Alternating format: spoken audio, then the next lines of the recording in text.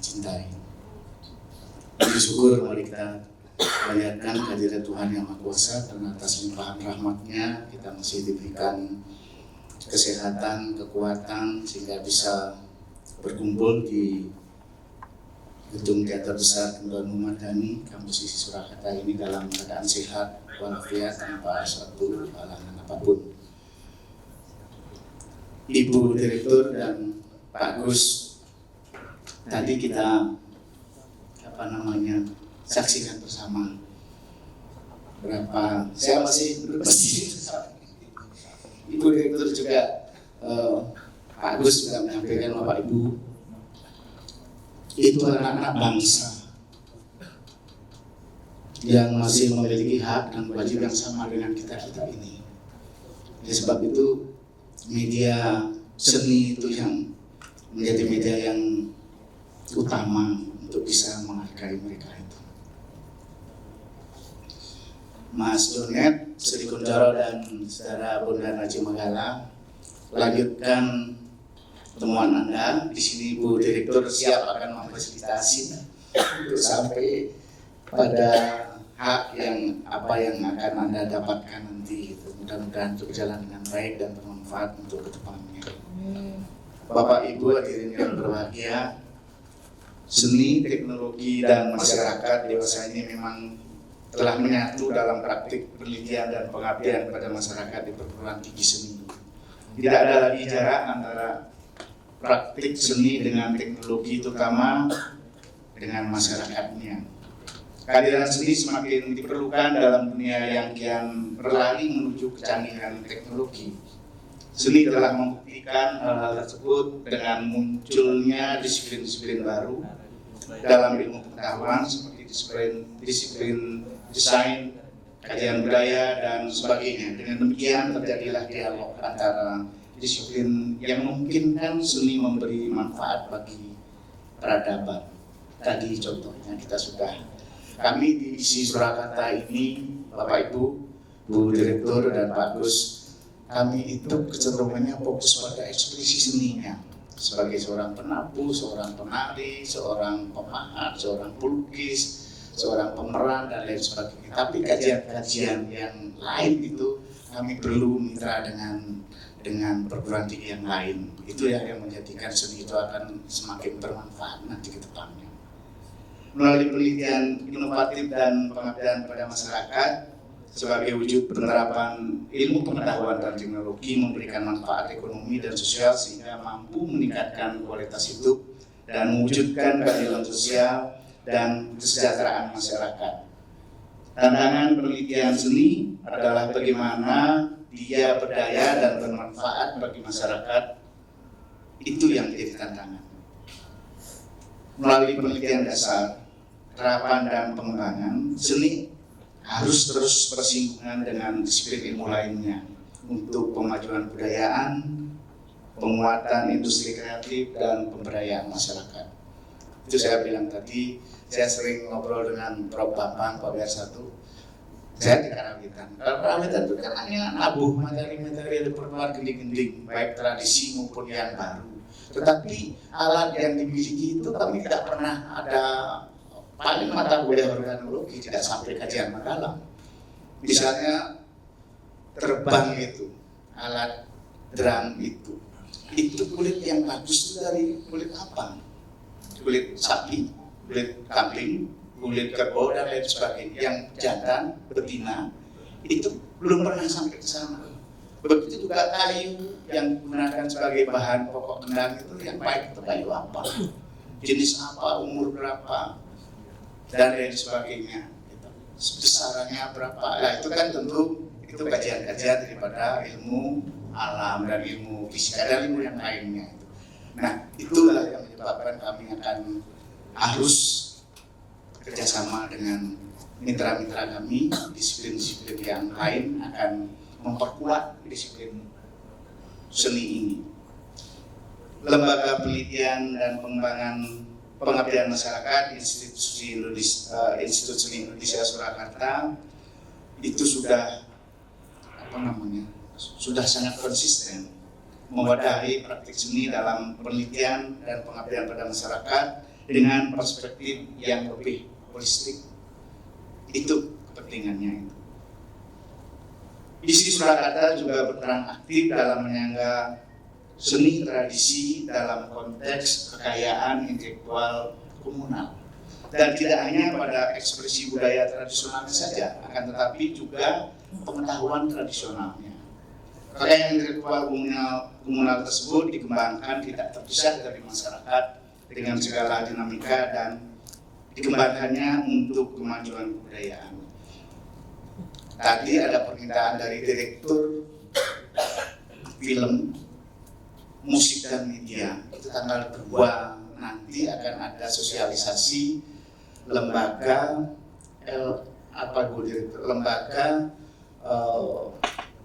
untuk musik tradisional LMK ya Bu, kalau saya nggak salah kan, nanti Pak Direktur Mahendra itu kami siap untuk memfasilitasi bagaimana karya-karya musik tradisi itu menjadi kekayaan komunal, itu akan menjadi pengetahuan kita bersama, karena ada sosialisasi nanti di ISI Surakarta. Begitu juga beberapa hari yang lalu, minggu yang lalu juga ISI Surakarta dengan Kemenkumham yang ada di provinsi sudah beberapa kali mengadakan sosialisasi agar kita sebagai pelaku seni itu tahu tentang hukum seni, tahu haki, tahu apa dan lain sebagainya. Gitu. Dengan demikian tidak akan terjadi seperti 5-10 tahun yang lalu banyak kaset-kaset CD yang dijual di pinggir jalan itu yang kualitasnya justru tidak baik, harga murah gitu. Termasuk kalau di belakang Sriwijaya kita lihat beberapa buku bacaan di sana itu karena saya sering juga main di situ gitu, cetakannya tidak bagus, kadang-kadang ada alamat dan tidak, tapi murah. Misalnya kamu bahasa Inggris John Ecole Sadili itu kan kalau asli kan 175, di sana 40 aja dapat 40.000, tapi itu isinya tidak. Nah itu dengan pernyataan hukum terhadap kita semua itu akan lebih baik ada banggaan terhadap seniman pelakunya, orang yang punya intelek untuk penyusunan karya itu. Itulah Bapak Ibu, pada siang hari ini kita akan berdiskusi tentang itu dengan menghadirkan 2 narasumber dan 1 yang internal. Untuk itu saya mengucapkan terima kasih Bapak Ibu, narasumber sudah hadir bersama kami, sudah sharing dan berbagi pengalaman pada kami semua. Sekali lagi terima kasih. Terima kasih juga saya ucapkan pada LPPM BPPN Pak Dr. Nadi beserta jajaran di sana yang sudah berupaya untuk menyelenggarakan seminar dan pameran pada siang hari ini. Begitu juga Bapak Ibu peserta seminar siang hari ini dan teman-teman peraga yang hadir di belakang saya di panggung ini tadi yang luar biasa, teman-teman panitia juga saya ucapkan terima kasih. Mudah-mudahan kegiatan yang kita lakukan pada pagi siang hari ini akan bermanfaat bagi kita sendiri dan bermanfaat untuk kemajuan lembaga kita tercinta ISI Surakarta.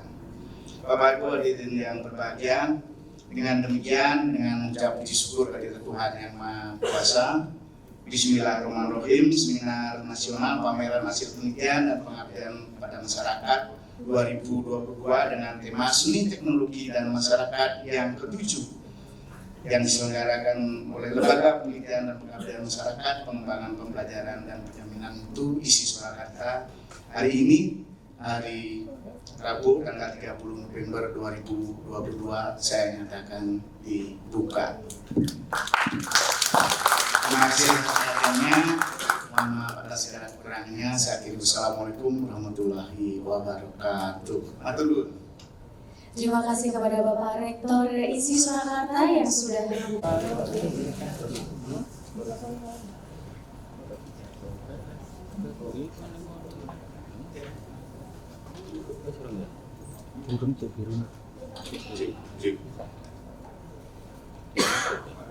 Assalamualaikum warahmatullahi wabarakatuh.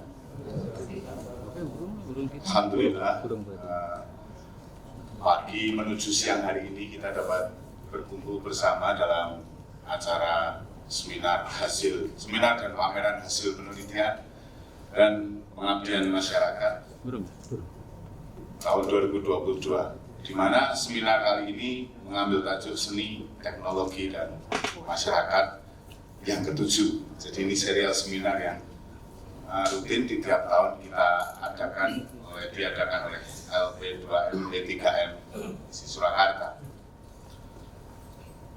Seni, teknologi, dan masyarakat saat ini telah menyatu dalam praktek penelitian dan pengabdian.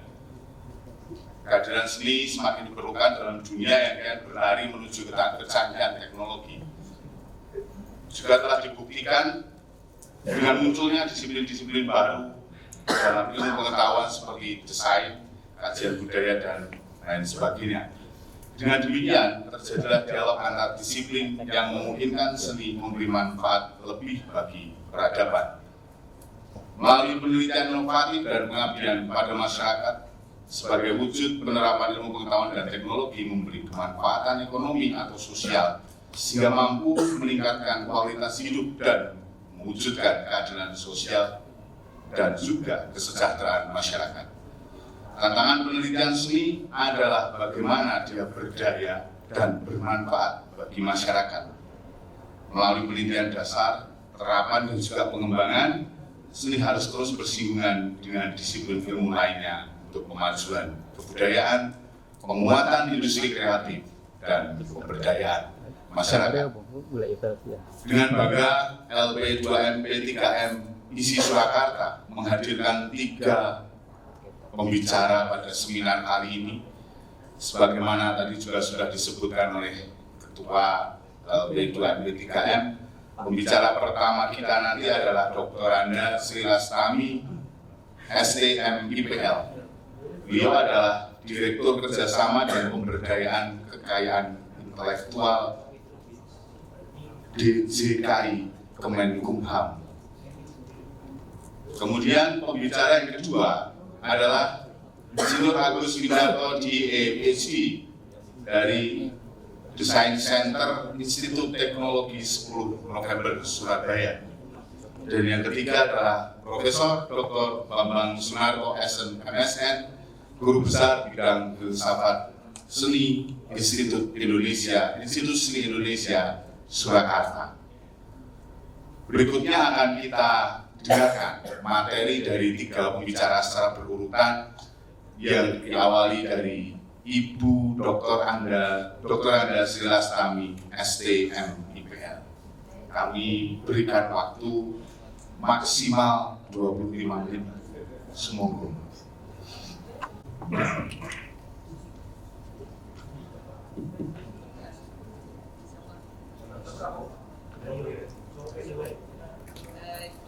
Jauh Surakarta dari Malaka, Cakep. pergi haji ke kota Mekah. Dengan bismillah acara dibuka, semoga membawa berkah. Putri Surakarta membuat kue talam. Kue talam dibagi satu persatu. Izinkan saya menyampaikan salam. Assalamualaikum warahmatullahi wabarakatuh. Pertama-tama yang saya hormati dan saya muliakan Bapak Rektor ISI Surakarta beserta jajarannya. Di sini hadir ada Pak Wakil Rektor, ada juga Dekan, dan juga pemateri. Di sini ada Pak Agung dan Prof. Bambang, dan terima kasih juga pada Pak Mentor serta Bapak dan Ibu yang tanpa mengurangi rasa hormat tidak saya sebutkan satu persatu yang hadir di acara ini. Tentu pertama-tama ini merupakan satu kebahagiaan saya bisa hadir di sini, karena di sini juga saya bisa bereuni dengan Pak Agus. Dulu terakhir ketemu itu di tahun 2009 kami sama-sama pergi ke Vientiane, Laos, kira-kira begitu. Jadi waktu itu ada seminar internasional terkait dengan desain industri. Mulai ini memang pakarnya desain dari ITS. Jadi beliau mendapatkan keahlian ilmu desain itu di Prancis dengan gelarnya dia tadi. Itu kalau ada kata dia itu pasti dari Prancis gitu tadi. Jadi identik itu tadi. Bangsa juga Pak Prof Bambang tanya ke saya, ini MIPL itu apa sih katanya gitu. Itu Master Intellectual Property, L-nya itu adalah Law. Jadi saya juga kebenaran alhamdulillah mendapat kesempatan untuk memang menekuni bidang kekayaan intelektual tadi. Itu sekolahnya dekat kereta api itu Pak? Gambir, stasiun Gambir. Di situ ada namanya Monash Pak. Jadi saya belajar di Monash University Australia. Saya bercandanya sekolah saya di Gambir. Terus dekat Gambir. Jadi di Monash University di Melbourne, Australia tadi Pak. Kebetulan saya juga dari Klaten, kemudian saya waktu itu kuliahnya di kampung namanya Klaten Pak. Jadi teman-teman saya selalu ngedikin antara Klaten dan Klaten kamu tuh gak bisa terpisahkan kata gitu. Jadi kira-kira begitu.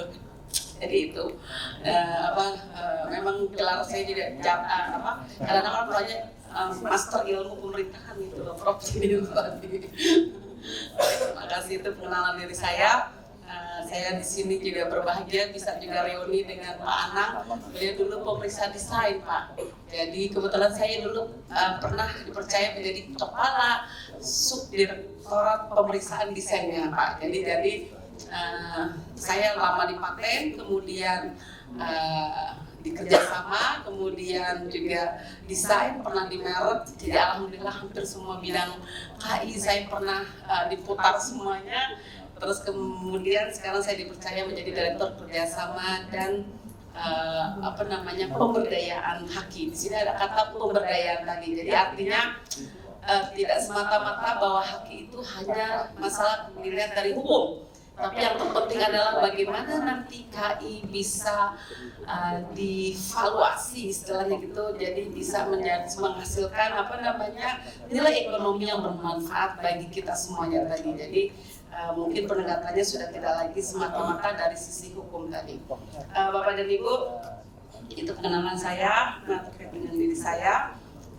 Kita lihat bahwa slide berikutnya Bapak. Kita lihat bahwa KI itu memang dibagi terjadi dua besar tadi. Pertama kali adalah KI terkait dengan yang personal. Kita lihat bahwa di seni ada hak cipta dan hak terkait lainnya.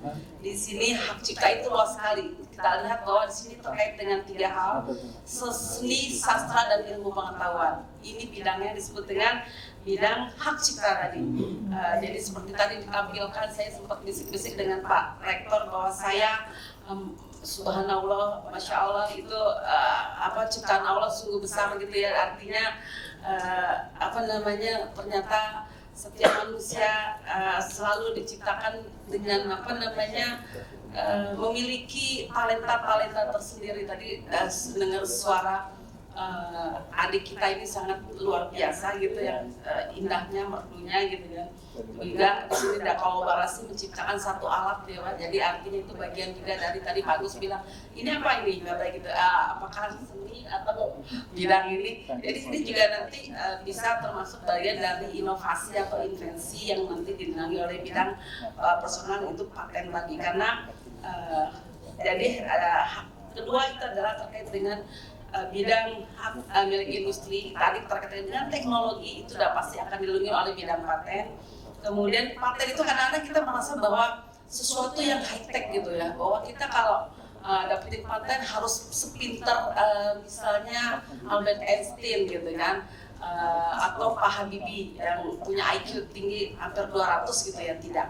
Tadi banyak sebenarnya inovasi-inovasi itu bagaimana ada masalah, kemudian di sini memecahkan satu masalah melalui nanti bidang teknologi, baik itu yang secara kalau sederhana nanti masuk wilayahnya paten sederhana, atau juga nanti pelindungannya secara paten biasa tadi.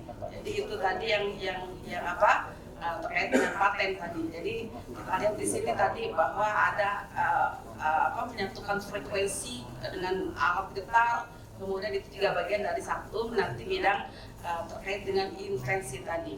Terus bidang haki lainnya adalah terkait dengan rahasia dagang. Biasanya kalau kita punya formulasi seperti seperti Coca-Cola dan lain sebagainya. Dan juga kalau kita tentunya kalau membuat satu alat yang kita temukan, tentu harus kita kasih beri nama gitu kan. Jadi kita membedakan, oh nama saya Lastami, di sini ada Prof Bambang, di sini ada Dr. Agus dan sebagainya. Itu kalau dagang kira-kira harus kita kasih nama. Misalnya kalau kita menjual air ini, kalau sekedar cuma air kemudian kita bungkus di plastik, tentunya tidak akan ada harganya. Tapi begitu kita kemas, kita branding, kita kasih nama dengan kata Aqua, segini mungkin kalau di bandara bisa laku 15.000, lebih mahal dari bensin, kira-kira begitu ya, dari BBM. Itu yang disebut dengan merek. Nah, adalah suatu nama, gitu kan, pembeda. Sama-sama jualan air, tapi kita beri nama lain-lain. Kemudian di sini juga ada desain tata letak sirkuit terpadu Bapak dan Ibu. Jadi kalau kita menciptakan nanti rangkaian-rangkaian tadi IC, integrated circuit, menghasilkan suatu bunyi, kemudian menghasilkan juga suatu warna, suara, dan lain sebagainya. Itu perlindungannya lah desain tata letak terpadu. Dan juga di sini kalau kita menjual produk tentunya harus juga memiliki desain-desain yang menarik.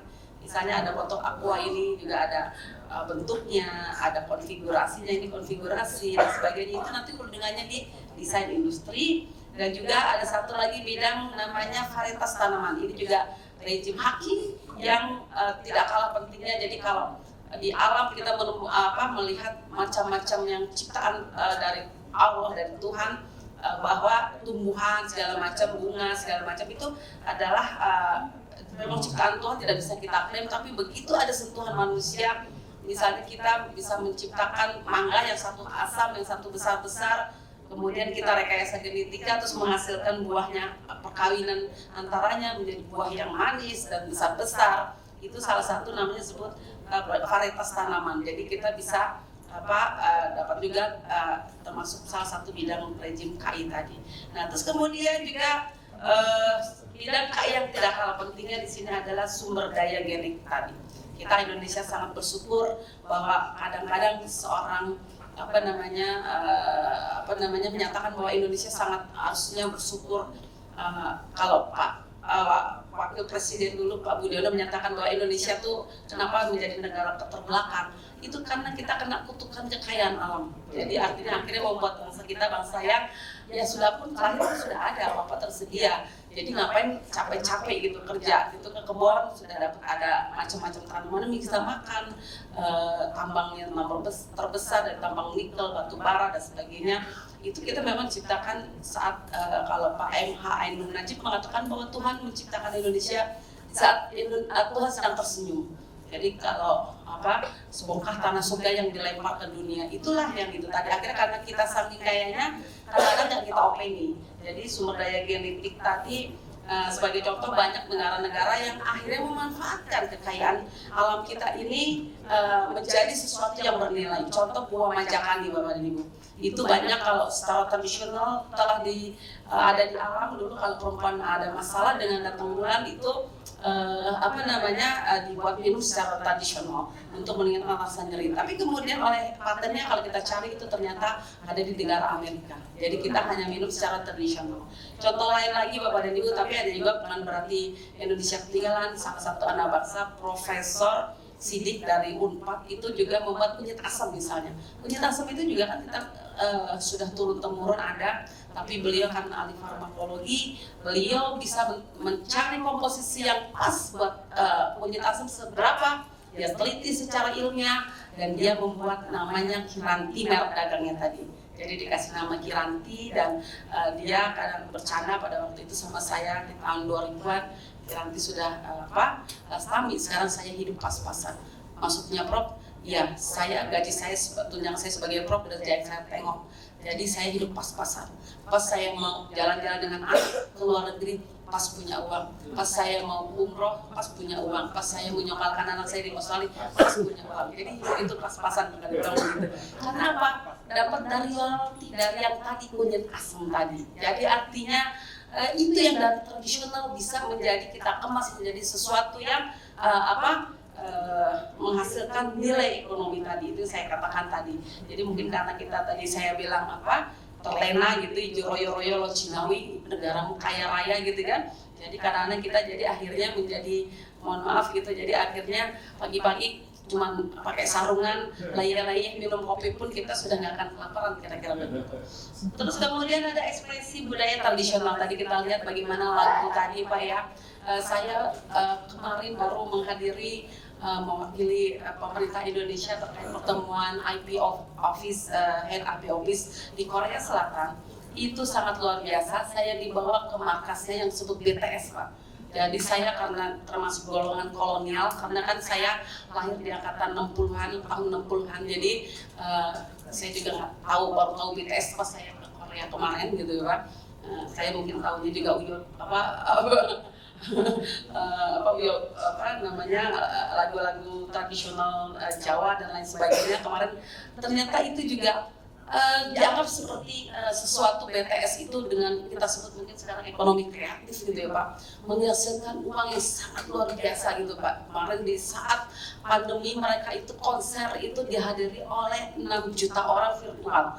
Bayangkan Pak, orang mau membayar itu dari melalui bayar tiket, terus kemudian nonton itu hanya secara virtual, mau-maunya gitu. Saya juga nggak habis pikir gitu, kok bisa gitu kan. Jadi dan itu ternyata juga bukan dari yang pertama kali yang besar Pak, itu sekarang ada kantornya itu 3 bulan Pak, dari bentuk pakaiannya, studio, ada tempat latihannya dan sebagainya macam itu, ada manajemen itu. Jadi awalnya pun manajemen itu hanya di ruko Pak, jadi Bapak dan Ibu jadi cuma di ruko, kemudian menjadi sesuatu bisnis tadi, dari yang tadi dianggap biasa menjadi akhirnya jadi duta. Sekarang mereka sedang melaksanakan wajib militer. Itu sampai didiskusikan di DPR. Oke, kita berikan kompensasi, mereka nggak perlu lagi ikut wajib militer karena sudah sebagai duta kira-kira begitu kan. Karena anak-anak muda sekarang tuh followernya namanya ARMY. Saya juga tahu terus di sana Pak dijelaskan. Jadi karena saya golongan kolonial tadi Pak, bukan milenial. Jadi itu akhirnya tapi apa? DPR memutuskan tidak. Kita tidak kasih kompensasi, takutnya nanti generasi muda yang lain banyak excuse sehingga tidak melakukan wajib militer. Jadi tetap itu merupakan kewajiban, dan kemarin saya pas juga besoknya ditemani oleh dari KBRI imigrasi, dikatakan bahwa saya itu diteleponin orang Indonesia banyak, visanya nggak keluar karena mau datengin perpisahan ke Korea karena mau ketemu dengan sebagai ARMY tadi Pak. Jadi followernya BTS itu namanya ARMY, visanya tidak keluar kira-kira begitu. Jadi artinya saking itu tadi, artinya itu mendatangkan wisatawan, kemudian ruang yang luar biasa dengan satu yang namanya karya musik tadi Pak. Kemudian pengantin tradisional tadi yang saya katakan tadi, kita banyak sekali pengantin tradisional dari ramuan-ramuan nenek moyang kita. Kalau sakit kepala misalnya antara kombinasi misalnya broto wali dicampur itu banyak sekali nenek-nenek moyang kita. Tapi memang kita ya sudah begitu aja dijual dalam bentuk bombok jamu yang itu sebenarnya kalau salah satu kekayaan kita juga bisa kita kemas, kita branding, itu menjadi sesuatu yang baru, itu juga merupakan bisa menghasilkan uang yang besar biasa. Dan di sini juga satu lagi bidang kekayaan kita itu adalah indikasi geografis tadi Pak. Jadi artinya Pak itu hasil dari yang di alam, tapi juga yang memiliki spesifik. Kita lihat kita banyak sekali saat ini kita terdaftar 121 indikasi geografis, 30%-nya adalah kopi. Contohnya kopi Kintamani, kopi Toraja, kopi, dan itu punya pangsa pasar, dan salah satu udah masuk ke banyak internasional seperti kopi Gayo, kopi Toraja.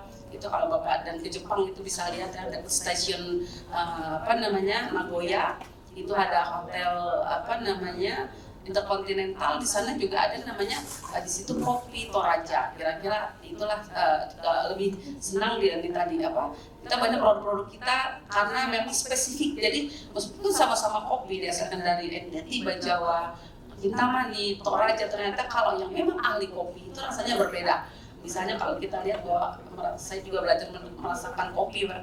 Kalau yang di Kintamani itu kayak seperti ada rasa jeruknya Pak. Jadi kira-kira gitu. Jadi ada rasa orange-nya, kemudian Toraja khasnya lain lagi. Jadi artinya itulah yang disebut dengan indikasi karena pengaruh alam tadi. Makanya dikatakan geografis. Kalau bahasa Prancis kira-kira terroir tadi. Jadi itu Bapak dan Ibu. Next slide please. Bapak dan Ibu. Nah ini kita lihat bahwa ada ekspresi budaya. yang ke depan dulu. Ada ekspresi budaya tradisional, ya kan, pengetahuan yang tadi ini yang sebut tadi kita lihat bahwa kita sebenarnya banyak sekali Pak. Ada kita misalnya punya di Sulawesi Selatan kita punya Laga Liga. Itu adalah misalnya yang apa namanya terpanjang di dunia itu istilahnya apa cerita rakyat ya Pak ya. Atau Laga Liga tadi itu tentu juga seperti itu banyak. Saya yakin bahwa itu pun merupakan suatu apa namanya budaya tradisional dan pengetahuan tradisional yang kita miliki. Ini kemudian sumber-sumber daya genetik. Nah ini kita contohkan contoh sumber daya ini karena waktu terbatas nanti sama-sama kita diskusi kita yang bisa kita miliki bahkan misalnya kita lihat bahwa dari yang tradisional pun bisa kita kembangkan. Kita misalnya punya cabai yang khusus di Sulawesi Selatan itu daerah Toraja itu pedesnya itu 10 kali dari cabai biasa. Tapi IPB itu apa namanya melakukan penelitian dan dia bisa menjadikannya menjadi 40 kali dan itu dibeli oleh Indofood cabainya itu menjadikan berarti yang dibuat sambal-sambal itu tadi Pak. Jadi itu pengembangan. Kita lihat bahwa IPB pun mengembangkan kita punya misalnya varian apa namanya pepaya misalnya. Nah itu dikembangkan dulu saya sempat bingung ini kok. Nah, pepaya aja diimpor dari California. Ternyata itu milik IPB Pak. Jadi IPB itu dulu jualannya aslinya namanya Karina Pak. Tapi kurang branding Pak. Begitu diganti nama dengan pepaya California itu orang baru beli berbondong-bondong. Jadi kita kalau makan sampai sekarang ada namanya varian namanya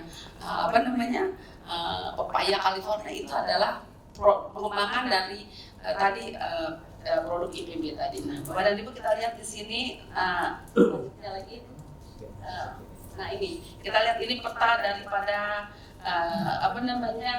kekayaan kita punya komunal tadi. Yang kita punya misalnya ada ubi Cilembu pernah itu paling banyak ekspornya ke Jepang dan Korea.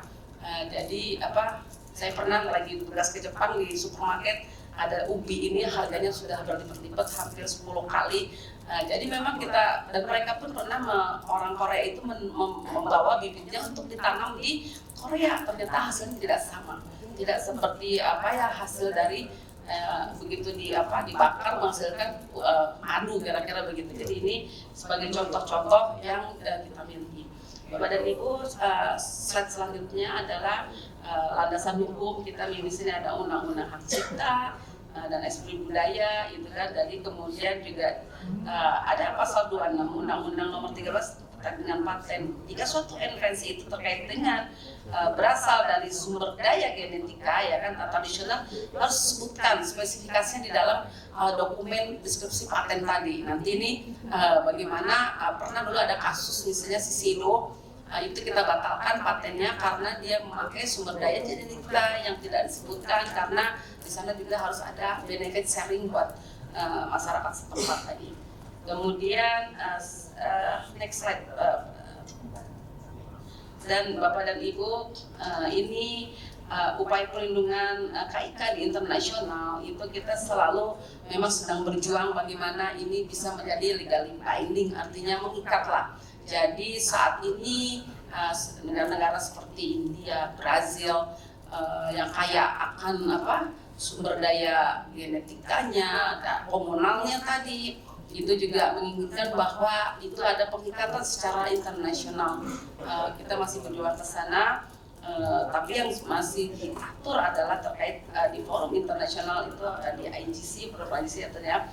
Itu kita kenal yang di trade agreement itu yang masuk masih terkait dengan tadi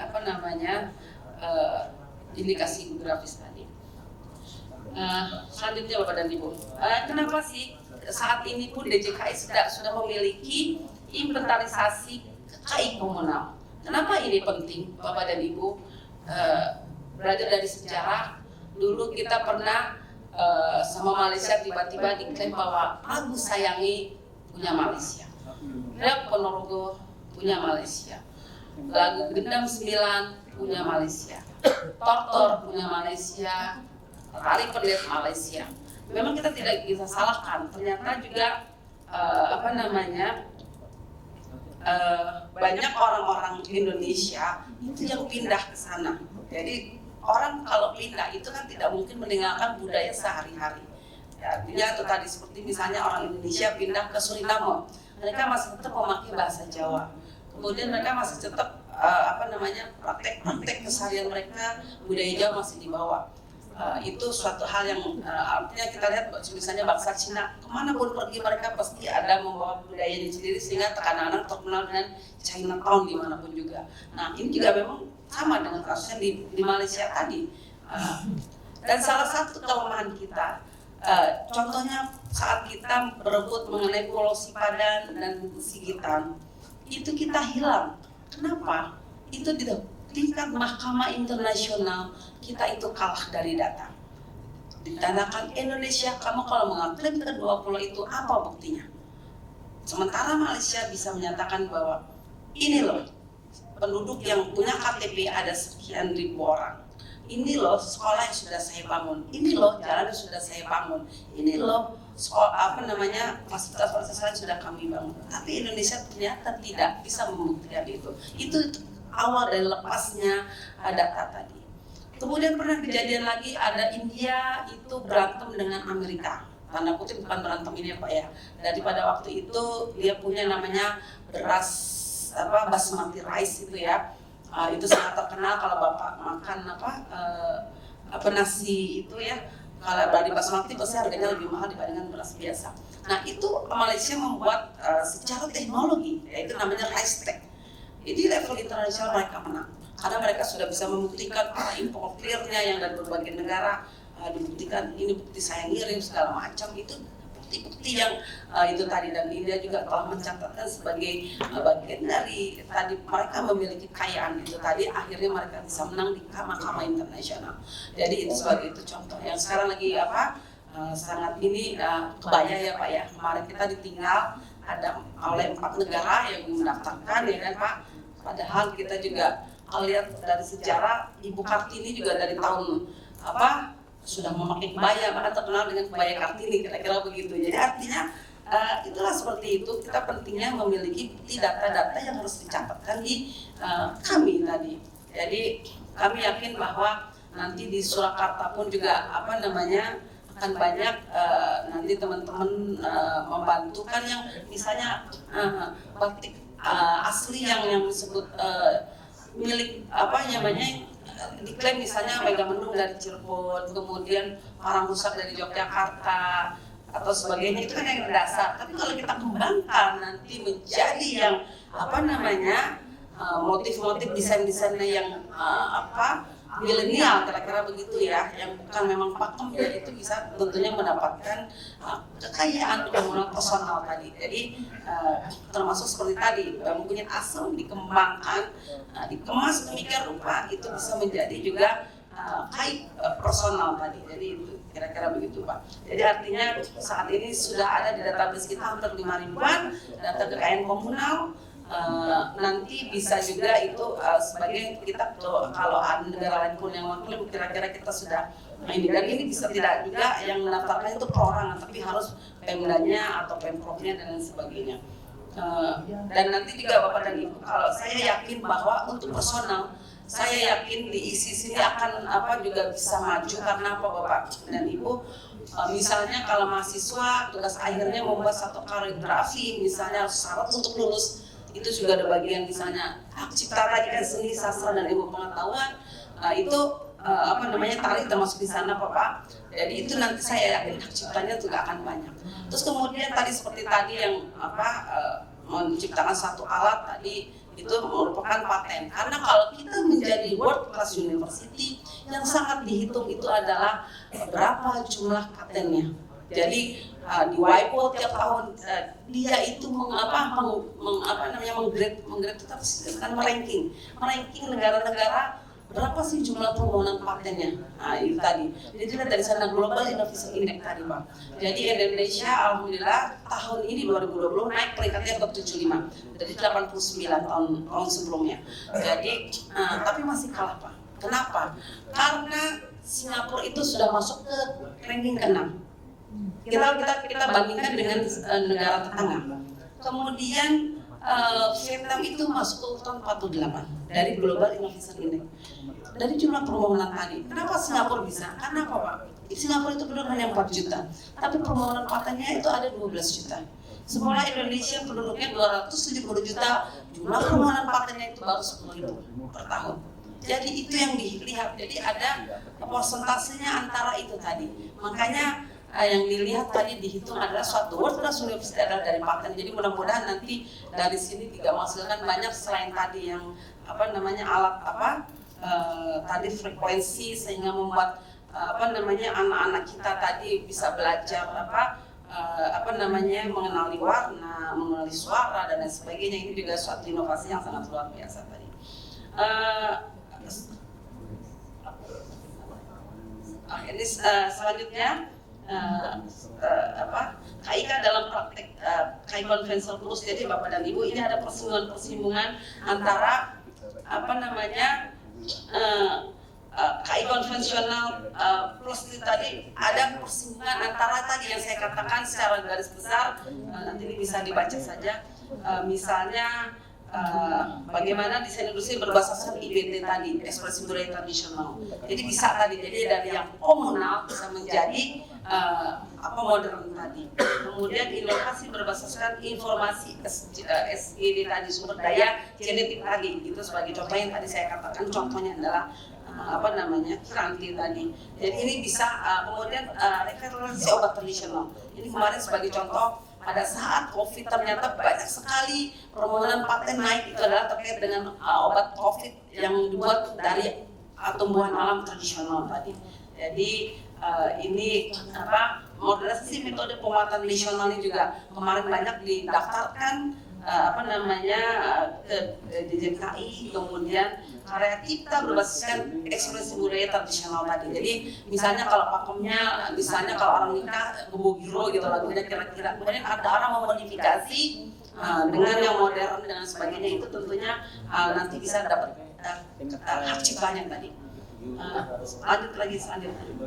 Kemudian ini pentingnya bagaimana ada prosedur pencatatan kekayaan komunal. Intinya itu adalah harus bersiskan ada data dukung. Misalnya dalam bentuk video, kemudian dalam bentuk misalnya foto dan sebagainya. Dan itu juga salah satunya harus dapat verifikasi dari Pemda setempat. Jadi banyak kejadian, misalnya kemarin Pak Jokowi memakai baju kerajaan yang dari bau-bau ya kan. Kemudian karena gaungnya sampai nasional, kemudian Pemprognya itu mendaftarkan, tapi yang keberatan dari wali kotanya, kota bau-bau. Karena apa? Itu ternyata begitu saya datang ke sana memang adanya hanya dulunya ada kerajaan itu menjadi bau-bau tadi. Jadi hanya memang lokal setempat di kota bau-bau tadi, kira-kira begitu. Jadi saat mendaftarkan akan kami verifikasi itu kalau memang ada data dukungnya yang benar-benar, karena ini nanti terkait dengan, kemudian juga kemarin ada pendaftaran KIK itu juga ini nggak begini, tidak di Bali salah satu tari ini nggak begini base aslinya kalau gitu, ini bukan begini, ini salah katanya gitu. Jadi pakemnya yang aslinya tidak begini. Jadi itu nanti sebagai dasar nanti yang begini loh. Tari yang A misalnya di Bali itu ada namanya satu tari, saya lupa namanya, itu keberatan lagi karena dari yang dimasukkan ke kami itu setelah diverifikasi oleh pemerintah daerahnya itu adalah yang aslinya tidak begitu. Jadi itu kira-kira seperti itu tadi. Jadi nanti kalau para seniman ingin mengembangkan lagi, itu yang nanti menjadi karya cipta tadi, itu persinggungannya. Jadi kira-kira begitu. Nah ini selanjutnya ini contoh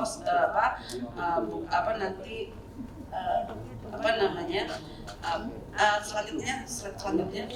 Nah ini contoh formulir kekayaan intelektual komunal. Jadi nanti bisa dilihat di website kami Bapak dan Ibu, www.dcip.go.id, kira-kira begitu. Nah ini contoh pusat data di luar negeri Bapak dan Ibu. Nah selanjutnya, dan ini adalah di luar negeri pun seperti India dan lain-lain itu memiliki database yang baik terhadap kekayaan komunal tadi. Lanjut. Nah ini juga, ini contohnya database yang kalau Bapak buka nanti ini linknya bisa Bapak klik nanti terkait dengan kekayaan komunal tadi. Selanjutnya Bapak dan Ibu, nah ini contoh kisah sukses pelindungan KI itu rumah Indek ini sudah dipakai di rumah Dior tadi Pak. Jadi ini gubernur sekarang, Bu Gubernur, kepada ketua dekranasnya Ibu Gubernur. Kemarin juga kami undang sebagai narasumber, beliau juga berjuang habis-habisan karena apa? Ternyata Indek tadi itu banyak pedagang nakal yang mencampur produk Indeknya itu yang tidak dibuat di Bali tapi dibuat di pulau salah satu di kota di Jawa ini, dan itu tadi karya-karyanya tadi diklaim oleh pedagang untung banyak gitu sebagai Indek buatan Bali. Selanjutnya di sini adalah pemanfaatan komunal KI lainnya. Tadi kita lihat dari Toraja juga telah banyak rumah-rumah mode internasional. Lanjutkan lagi silakan. Dan ini kita lihat bagaimana ukir-ukiran komunal juga terus dikembangkan, bagian dari tradisional menjadi yang menjadi milenial kira-kira begitu. Jadi ini contoh nilai ekonominya selanjutnya. Nah ini nilai ekonomi dari GRTKF yang kita miliki, Genetic Resources Traditional Knowledge tadi. Kemudian ini contoh selanjutnya lagi Bapak dan Ibu.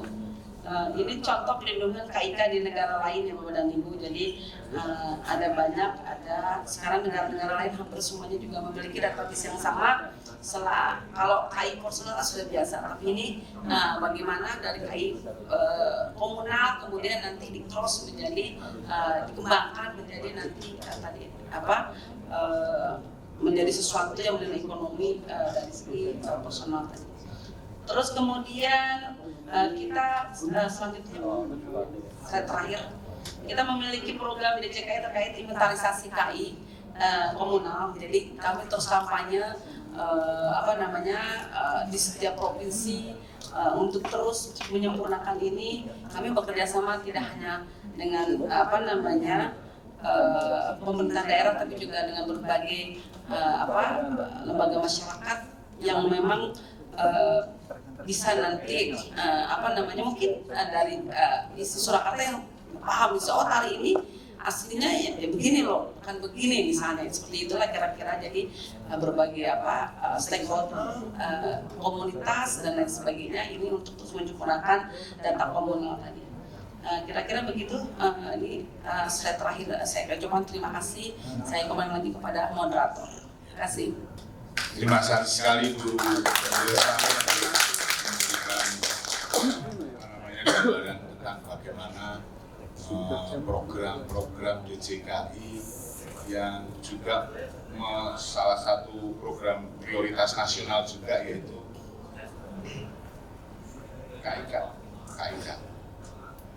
KI komunal, kekayaan intelektual komunal yang menjadi persoalan ini nanti bagaimana peran perguruan tinggi khususnya isi Surakarta dalam KI.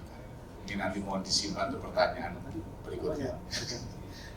Bagi pembicara yang kedua, sesi berikutnya adalah pembicara yang kedua yaitu Bapak Insinyur Agus Windarto di SD. Kami persilahkan.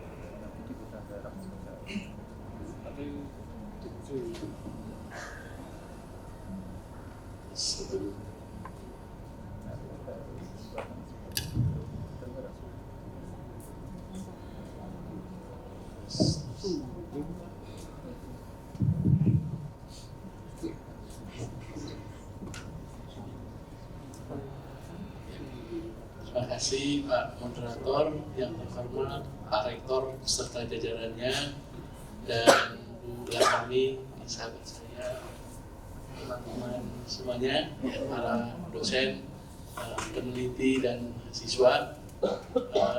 Assalamualaikum warahmatullahi wabarakatuh. Saya senang sekali diundang oleh Pak Anang, ya, Pak Anang dan juga sahabat saya untuk bisa berbagi pengalaman di saat yang sangat prestisius, ini sebuah seminar nasional, tetapi mohon izin saya tidak terlalu ilmiah, ya, jadi saya lebih berbagi pengalaman ya supaya mungkin kita bisa bekerja sama, ya, karena antara perguruan tinggi, dan di sini saya tampil bukan sebagai akademisi, ya. Saya tampil sebagai praktisi. Jadi mungkin hidup saya itu 80% saya sebagai praktisi dan 20% ini saya sebagai akademisi. Nah, saya Agus Windarto, saya orang Jogja, ya, jadi tetangganya Solo, ya. Jadi dulu sampai SMA saya di Jogja, kemudian saya melanjutkan S1 di FSRT ITB, ya, jurusan desain produk, dan saya melanjutkan S2 saya di Prancis di École Nationale Supérieure Arts et Métiers, ya. Jadi kalau bahasa singkatannya itu ENSAM. Nah, di Prancis itu antara seni dan teknologi itu tidak dipisah-pisah, ya. Jadi tidak dikotomikan, ya, masih berbeda tetapi tidak dikotomis. Ya, di sana itu kita belajar seni, desain dan material, ya, dan juga teknologi itu jadi satu. Ya. Jadi kalau di sana itu disebut dengan art et métier, itu artinya pertukangan, ya. Jadi pertukangan itu di situ ada seninya dan ada juga teknologinya di situ. Ya. Next. Nah, kemudian saya melanjutkan S3 di Prancis juga, ya, di situ di jurusan desain transportasi sebenarnya. Nah, oke, kita mulai dengan semua yang kita hasilkan, ya, apakah itu seni, ya, apakah itu desain, ya, apakah itu teknologi, itu adalah ekspresi dari apa yang ada di dalam kepala kita, yang namanya ID, ya, atau ide, ya. Jadi sesuatu yang masih di dalam kepala kita itu disebut dengan tacit knowledge. Jadi saya pernah melihat seorang daeng yang ahli membuat kapal, ya, pinisi yang ukurannya 50 meter, ya, waktu itu pesanan dari orang Prancis, ya, untuk wisata Bali. Dia bisa membuat kapal tanpa gambar, ya, jadi ajaib, ya. Semuanya itu bisa jalan sendiri, ya. Dia punya 200 tukang mengerjakan kapal kayu dan semua di bawah instruksinya dia tanpa adanya gambar. Itu keajaiban Indonesia, ya. Yaitu jenius, ya. Nah, jadi apa yang ada di kepala. Nah, sekarang kita bekerja tidak bisa, ya, sehebat orang zaman dulu, ya, bisa semuanya diingat di kepala. Jadi kita harus ekspresikan sesuatu. Jadi suatu ide, ya, ini seorang anak punya cerita tentang sandiwara boneka, ya. Itu ada karakternya, itu seekor burung, gitu, ya. Ada namanya. Nah, ketika suatu ide itu diekspresikan, itu namanya kreativitas, gitu, ya. Karena apa? Karena kreativitas itu bisa dilihat seperti yang tadi, ya, karyanya luar biasa tadi, ya. Bagaimana sebuah ide bisa diekspresikan menjadi sebuah karya, orang lain bisa lihat, bisa dengar, ya, bisa berempati, ya, dan sebagainya. Nah, ketika karya itu diapresiasi oleh orang lain, ya, dalam bentuk nilai-nilai sosial, ya, bisa juga nilai-nilai akademik, ya, yang kayak tadi itu, atau nilai komersial, ya. Nah, itu namanya inovasi. Jadi inovasi itu adalah buah dari kreativitas. Ya, bisa kalau di sains namanya invention, ya, kalau di industri kreatif namanya karya kreatif, ya. Bisa dalam bentuk lukisan, bisa dalam bentuk tarian, ya, ciptaan, bisa juga dalam bentuk desain dan sebagainya. Ya, jadi kita dari berbagai seminar yang saya ikuti, ya, saya mendapatkan sederhananya seperti itu. Ya, jadi kenapa intellectual property itu erat kaitannya sama orang kreatif, ya, karena ini, karena tidak semua orang itu punya tacit knowledge yang bisa menjadi explicit knowledge atau menjadi karya kreatif. Disinilah gudangnya, ya, di sekolah seni. Nah, ini kita lihat nih, ya, tadi sudah disampaikan Bu Lastami, Indonesia sebagai negara budaya, ya. Jadi saya menghadiri, saya ini hobinya jalan-jalan, ya. Jadi mulai muda saya sekolah sampai sekarang pun setiap tahun zaman pandemi pun saya selalu ikut seminar. Dari berbagai seminar, ya, seminar apakah itu seminar desain, seminar teknologi, karena saya banyak bergerak di bidang teknologi transportasi, ya.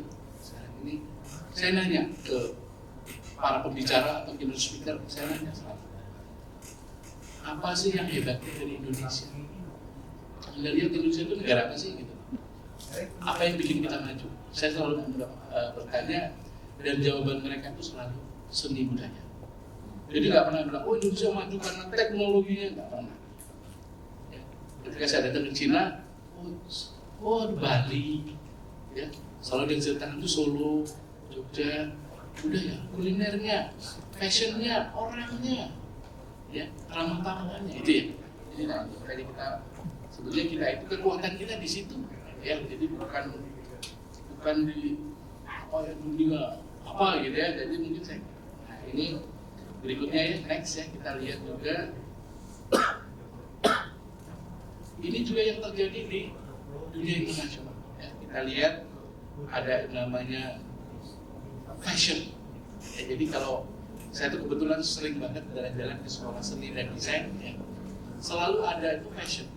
Ya, seni rupa, seni itu menjadi ibunya, anaknya itu ada namanya fashion, ada yang namanya kafe, ada yang namanya desain produk atau craft, ya, ada yang namanya interior arsitektur. Itu jadi satu keluarga. Nah, mungkin kalau di isi Solo mungkin ada dua yang kita punya ya. Mungkin desain produk dan craft itu perlu kita kembangkan ya di sini. Satu lagi fashion. Saya lihat kekuatannya Solo ya sebagai center of excellence-nya budaya Jawa. Kenapa kok nggak di sini nggak ada jurusan fashion? Ya, jadi saya di Pak Rektor ya dan teman-teman dosen kalau boleh segera kita berdiri di sini karena fashion itu punya nilai ekonomi yang sangat tinggi di negara kita. Ya, jadi kalau di industri kreatif, saya sudah beberapa kali ini membantu BPS bikin surveinya tentang ekonomi kreatif. Nomor satu itu kekuatan kita tuh di kuliner, ya. Jadi belanja makannya orang Indonesia itu 1.500 triliun. Jadi kalau APBN kita berbiaya orang Indonesia gratis makan itu nggak bisa bangun apa-apa, ya. Untuk ngasih makan aja habis tuh ya, dengan 277 juta jiwa. Ya, kita kasih makan gratis ini semuanya itu 1.500 triliun. Ada namanya asosiasi Federasi Pengemasan Indonesia. Ya, saya kenal direkturnya Bu Ariana. Itu omsetnya hampir 500 T triliun packaging Indonesia. Gak ada orang yang main di situ ya saya lihat. Nah, jadi di Solo kalau mau saya lihat ada di cafe, ayo fokus ke packaging, fokus ke kreatif digital. Ayo kita bikin fashion. Jadi kalau kita mau bergerak ke sini, ya. Nah ini kita lanjut nih ya. Ini ada contoh Bohemian Beauty. Ya, ini menjadi salah satu dasar fashionnya dari Eropa. Ya. Terus ada lagi ini Japan Beauty. Ya, ini untuk Asia. Ya, Asia Korea itu sebetulnya mereka satu keluarga ya. Nah kemudian kita lihat, nah ini sekarang terjadi akulturasi. Ya, dengan globalisasi, dengan dunia digital, ada yang namanya Afro India, jadi India sama Afrika sudah bergabung. Nah ini sudah bisa tidak dihindari. Ya. Budaya K-pop apakah hanya dari Korea? Bukan, itu campuran budaya seluruh dunia. Ya, kita melihat ngedance, banyak yang niru Michael Jackson, ya. Tapi pendidikan orang bisa menjadi K-pop itu latihannya kayak atlet olimpiade. Jadi kalau kita ke Korea ya itu ada pusat pelatihannya K-pop dari mulai bangun jam 5 lari 5 km ya, kemudian sarapan pagi dia ngedance. Jadi kayak atlet olimpiade. Makanya kalau mereka itu bisa ngedance 3 jam nggak berhenti, karena mereka sangat sehat. Ya, jadi mereka nggak boleh ngerokok, nggak boleh minum ya. Jadi nggak boleh punya pacar, jadi nggak enak gitu. Jadi betul-betul precise ya, jadi tingginya sama ya, gitu. Mukanya dibikin sama, nggak operasi dan sebagainya. Jadi industri, jadi bagaimana sebuah seni itu menjadi industri. Seperti Bu Lastami cerita tadi ya tentang BTS tadi ya. Nah, itu ya. Nah selanjutnya saya ingin menyoroti, nah ini ya, jadi kalau kita lihat culture is impressive. Ya, kultur itu sangat menarik. Ya, itu punya budaya, seni budaya. Ada aspek tangible-nya ya, yang di permukaan. Kalau kita lihat gunung es ya, yang di permukaan lautnya, yang kelihatan itu ada physical, ya, physical dari human being, ya, buatan manusia. Apakah itu karya tari, apakah itu karya rupa, ya, apakah itu karya desain, itu yang kita bisa lihat. Apakah karya film, ya, artifaknya, ya, termasuk peninggalan-peninggalan yang ada gong, ada gamelan, ada kursi, itu artifaknya, ada monumen dan itu yang kita lihat. Tapi di bawah itu ada yang namanya value, nilai-nilai, ada yang namanya custom, ya, kebutuhan khusus, ada rules, ada aturan-aturan, ada tradisi, ya, ada thought pattern, cara berpikir pemimpin, ya, misalnya pattern berpikir, ya, tradisi, kemudian ada kolonialisme, ya di situ ya.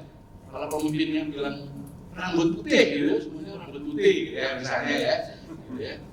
Ada yang namanya belief, ya, sangat percaya, ya, ada yang namanya persepsi. Jadi persepsi itu kan menurut kita, ya. Jadi kita cantik itu menurut siapa? Romang Sabu, gitu ya. Itu persepsi, gitu ya. Nah, selanjutnya coba kita lihat culture is impressive, but elusive. Jadi kita lihat ya, seni itu menarik, tetapi susah dipahami. Ya ini kalau menurut orang sains, sebenarnya seni nggak perlu dipahami. Ya seni itu dirasakan gitu ya. Nah terus kalau ngomong seni itu orang ngomongnya bagus-bagus aja gitu. Padahal ya tinggal kita lihat gambar ini ya. Culture is not only about monumental activities, but also everyday mundane. Jadi duniawi activities. Jadi ada juga itu ya budaya susuan di angkot, ya pasar yang berantakan kaki lima, itu kan ya. Tapi jangan sampai kita bilang korupsi itu budaya ya, nah ya jadi ini juga ya jadi budaya itu budidaya, sesuatu yang bagus gitu ya, jangan sesuatu yang buruk ya. Jadi kalau ngopi pagi-pagi itu nggak apa-apa ya, itu budaya ya, budaya kita. Karena di Jepang ada yang namanya budaya minum teh sore hari. Jadi kalau sore hari orang Jepang ngobrol bareng sambil minum teh, bertukar pikiran, itu culture, gitu ya. Seperti halnya kita tadi malam itu saya diajak nongkrong di apa itu wedangan Gareng, ya itu. Oh, saya orang Solo semua ya, itu culture-nya memang dia sambil nongkrong, rasanya orang, ya misalnya gitu ya, itu budaya gitu ya. Itu tadi sudah ya, itu yang tadinya awalnya jadi religi, ya kain untuk beribadah, ya menjadi sesuatu yang keseharian. Ya ini sudah diadop oleh Christian Dior ya, tahun 2021. Nah, sekarang kita melihat konteks seni budaya itu dari masa lalu, ya, past, present, and future. Nah ini saya mendapat informasi ya dari Pak Dirjen, ya Pak Dirjen Dikti, kalau isi Institut Seni Indonesia yang ada di kurang lebih ada berapa ya, 10 atau berapa ya di Indonesia ini, itu punya misi melestarikan seni budaya tradisional. Itu jauh lebih berat daripada sekolah yang seperti ITB, ya nggak punya beban harus melestarikan budaya Sunda, gitu. Nggak ada yang di ITB ya, juga di sana semau-maunya aja ya. Mulainya dari Bauhaus, kita lihat interior desainnya ITB, ya itu pendirinya Pak Profesor Widagdo, itu mulainya dari Bauhaus ya, jadi sekolah seni yang ada di Eropa, gitu ya. ITS nggak punya beban itu, jadi kami mau bikin desain apapun, nggak ada yang marahin ya. Tapi kalau seni isi itu punya, saya dengar di sini ada jurusan keris ya, wah ini keturunan Mugadrin ya, jadi keturunan Profesor Mugadrin ya, jadi di sini tidak mudah itu ya, bagaimana dia bisa berkembang, bisa eksis dan jadi narrow tapi deep ya, sempit tapi dalam. Kemudian ada jurusan apa batik gitu ya, prodi batik misalnya dan sebagainya. Ini perlu di-develop bukan hanya the past but also present. Karena kita hidup di era sekarang ya, di dunia digital itu ada anak-anak milenial dia nggak ngerti keris ya, mungkin tahu namanya doang dia keris gitu ya. Jadi it's a fact ya, jadi suatu fakta gitu. Dan sekarang semua orang itu bisa menjadi media ya, dengan dunia ICT ya, semua orang bisa jadi YouTuber, bisa jadi TikToker. Nah ini apakah kita tetap ingin berbahasa keris dengan cara seperti dulu ya gitu ya. Nah ini pertanyaan ya, dan di future. Jadi kita harus melihat isi ini jangan hanya masa lalu, tapi masa sekarang dan masa depan. Karena kalau masa lalu itu ada arkeolog, ada antropolog, gitu ya, yang sudah banyak mempelajari tentang masa lalu. Untuk masa sekarang itu ada seniman, ya, ada desainer, ya, ada teknolog, ya. Dan di the future itu kita bersama. Ya, bagaimana kita membangun branding Indonesia itu melalui seni dan budaya ya masa depan. Ya, gitu. Oke, kita lanjut. Nah, ini sekarang saya mau presentasi tentang masa depan. kebetulan ya di ITS itu ada pusat pengembangan telekomunikasi 5G ya, teknologi telekomunikasi. Indonesia itu pusatnya di ITS, di ICT Center ya, kesana kita punya ICT Center. Nah, di situ dikembangkan teknologi 5G. Jadi 5G itu, kalau 4G itu ada menara BTS, kalau nanti 5G satu menara itu mungkin ada 50 sampai 100 repeater, ya, titik-titik gitu banyak, ya, sehingga kehidupan kita akan berubah. Dan Solo ini satu-satunya kota di Indonesia yang sudah adopt 5G. Ya, karena wali kotanya orang sakti, ya, nah, gitu ya. Jadi 5G itu di Solo ini, kalau kita punya handphone yang udah 5G itu paling enak, ya. Kecepatannya 5G itu 50 sampai 100 kalinya 4G. Jadi kita bisa real time, ya. Jadi kita, nah, apa yang akan terjadi? Sangat rugi kita tinggal di Solo tidak memanfaatkan teknologi 5G. Nah, ini contohnya, ya, di konten, di peluangnya ini kita lihat ya. Kita bisa mengembangkan virtual reality, augmented reality. Kita bisa mengembangkan real time, ya, semuanya, ya, simulation, ya, atau telemedicine, ya, ini contoh ya. Kalau kita lihat gambar next, kita bisa bikin virtual museum, ya. Ini budaya keris itu jangan hanya dibikin fisikal, ya, mungkin metalurginya keris, prosesinya keris ada diisi. Tapi storytellingnya itu kita kembangkan di dunia virtual. Ini luar biasa. Kerjasama sama siapa? Ya, bisa dengan teman-teman DKV ya, yang pintar 3D ya, misalnya bikin menggunakan 3D digital software ya, dan sebagainya. Kita bisa menceritakan, ini contoh ya, ini ada museum Louvre ya, salah satu museum terbaik di dunia di Paris ya. Itu kita bisa kunjungi secara virtual, secara 3D ya. Nah, ini ya, jadi kita bisa mengembangkan teknologi dengan 5G, kita mengembangkan misalnya virtual museum, ya. Kita bisa menggunakan teknologi hologram, ya, menggunakan teknologi LED untuk seni pertunjukan, ya, misalnya ya. Nah, ini mungkin artinya orang Solo mungkin perlu kolaborasi dengan sekolah-sekolah teknologi, ya, mungkin dengan ITS, dengan ITB dan sebagainya, ya. Ya, ini di sini ada. Ini karya kami ya, yang bawah kanan itu virtual gallery ya, kita bercerita pendidikan tentang saham ya di IDX ya, Indonesian Stock Exchange ya, jadi Bursa Efek Indonesia ya, itu di Sudirman kita bikin galeri di sana seluas 3.000 meter ya. Di situ semuanya kita menggunakan teknologi digital, kita bercerita guru virtual ya, jadi ngajarin apa itu saham, investasi sejak dini. Itu kalau pakai guru beneran yang datang setiap hari ratusan orang, ribuan orang, bosen ya ngomongnya. Nah, ini yang bercerita adalah guru virtual dalam bentuk dalam bentuk gambar 3 dimensi ya. Dan ini juga pertunjukan video mapping ya, kolaborasi antara artis penari dengan backgroundnya itu sudah, saya kira kalau karena ada di kafe, ada interior ya, ada seni pertunjukan ya, ada tari, ada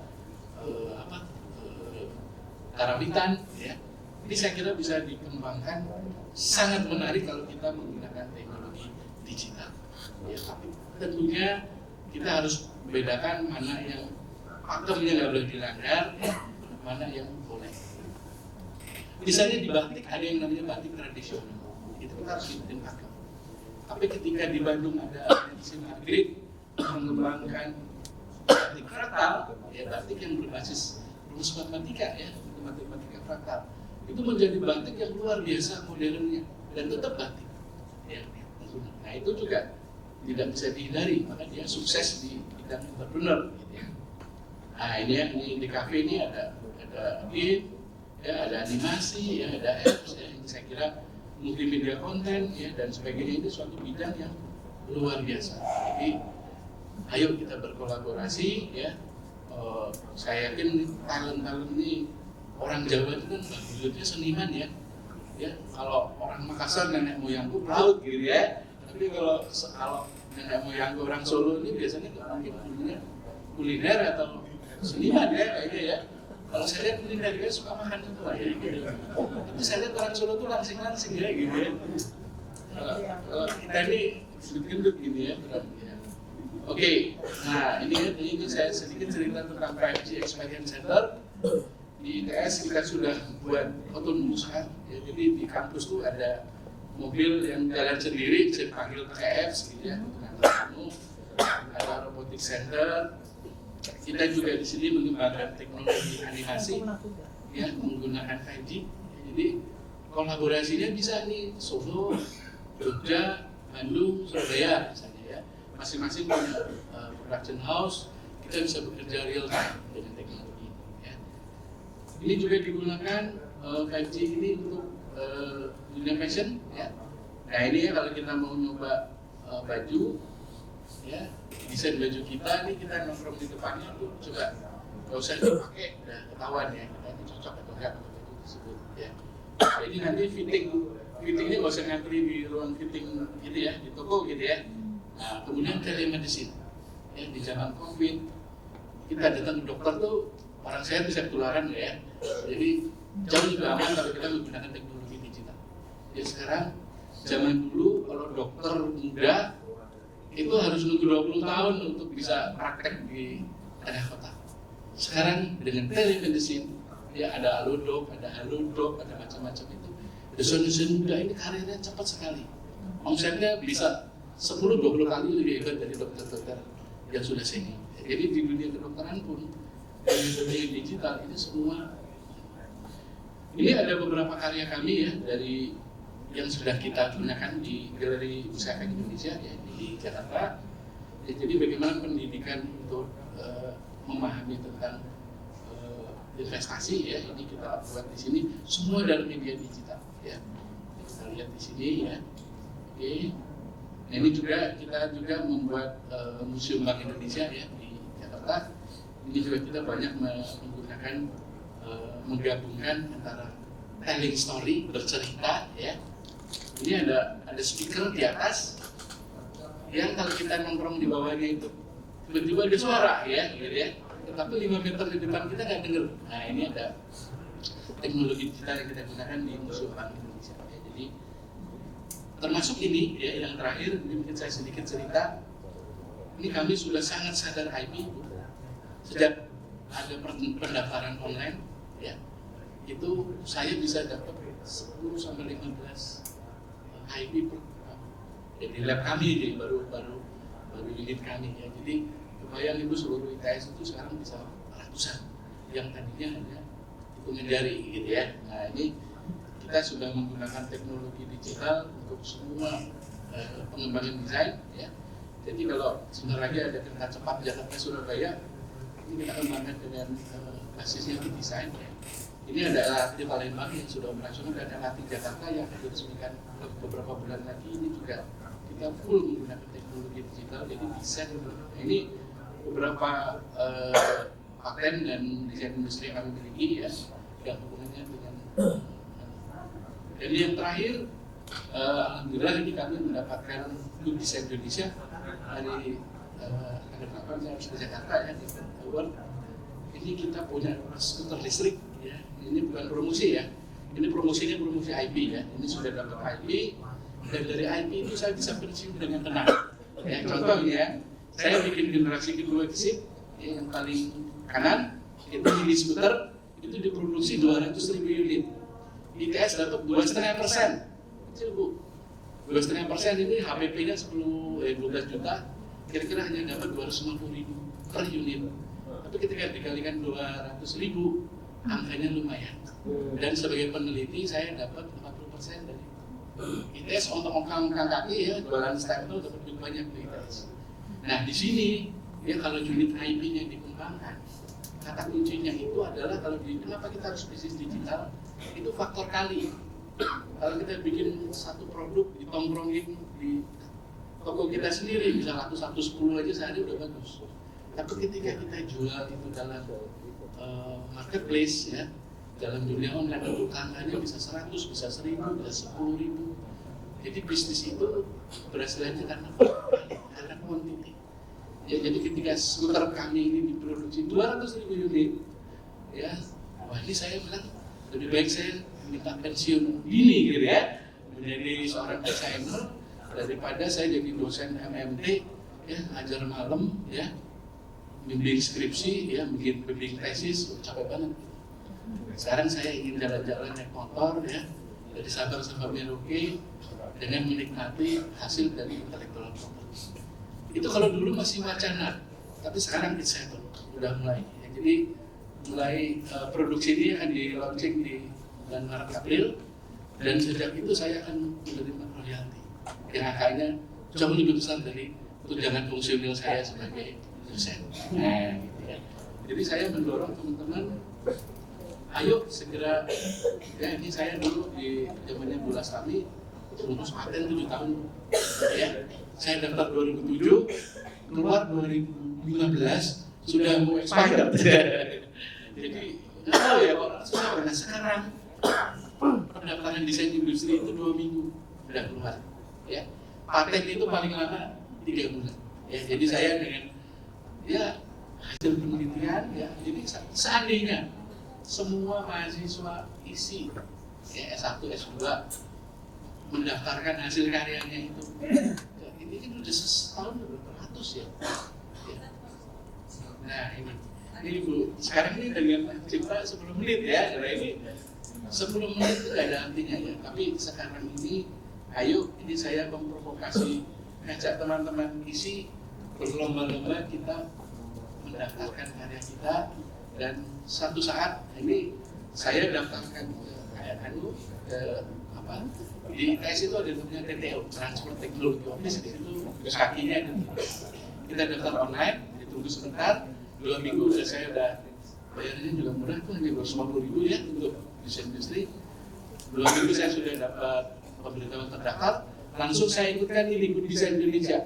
Karena kalau nggak belum ditawarin ikut ini kan diambil orang, ya jadi kami dapat. Jadi semua pameran itu produk yang kita itu sudah didaftarkan, walaupun belum granted. Dan saya perlu kurang lebih 6 bulan tuh ya, ini kami udah dapat sertifikatnya. Paten itu saya bisa dapat 1 tahun atau 1 tahun setengah. Jadi saya kira, ayo kita sama-sama berkarya dan berkolaborasi, dan jangan lupa kita itu adalah sektor yang tidak tertinggi. Saya kira demikian, terima kasih. Assalamualaikum warahmatullahi wabarakatuh. Waalaikumsalam. Luar biasa apa yang telah dicapai beliau di wilayah teknologi digital yang ternyata luar biasa, dan esensinya adalah bagaimana kita yang ada di Solo yang jibun fasilitas termasuk teknologi dan digitalnya, mari kita manfaatkan bersama untuk di garis bawah yang cukup tebal adalah bagaimana kita bisa membranding Indonesia dengan seni budaya. Berikutnya, pembicara ketiga adalah Profesor Dr. Bambang Sunarto, Asn MSN, Guru Besar Bidang Filsafat Ilmu dari ISI Surakarta. Kami persilahkan, Prof. Bismillahirrahmanirrahim. Assalamualaikum warahmatullahi wabarakatuh. Salam sejahtera untuk kita semua. Om Swastiastu, Bapak dan Ibu-ibu. Pertama saya mengucapkan terima kasih kepada Bu Lastami dan Pak yang telah mengompori teman-teman kami, dan mudah-mudahan teman-teman benar-benar bisa terdakar.